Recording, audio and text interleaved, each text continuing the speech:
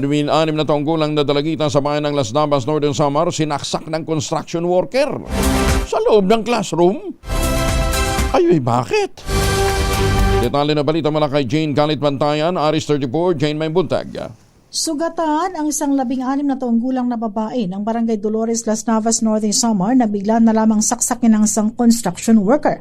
Ang suspect, kinilala na si Unel, 38 taong gulang. Ayon sa PNP, nangyari ang pananaksak sa loob mismo ng classroom sa isang elementary school habang ang biktima ay nag-charge na kanyang cellphone. Biglang dumating ang suspect, tinakpan ang bibig ng biktima at bigla niyang sinaksak sa kanang balikat. Nakatakbo ang biktima at nakahingi pa ito ng tulong at agad itong isinugod sa Northern Samar Provincial Hospital. Nahuli ang nasabing akusado ng barangay officials at barangay Dolores sa Navas, Northern Samar nang ituro mismo ito na nasabing biktima. Nakuha rin ang kutsilyo na ginamit.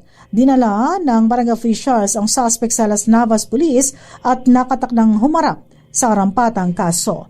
Mula sa Aksyon Radyo Katarman, Arts 34, Jane Galit Bantayan ng DCRH. Una sa Pilipinas, una sa Pilipinas. Daghang salamat, Jane Galit Bantayan.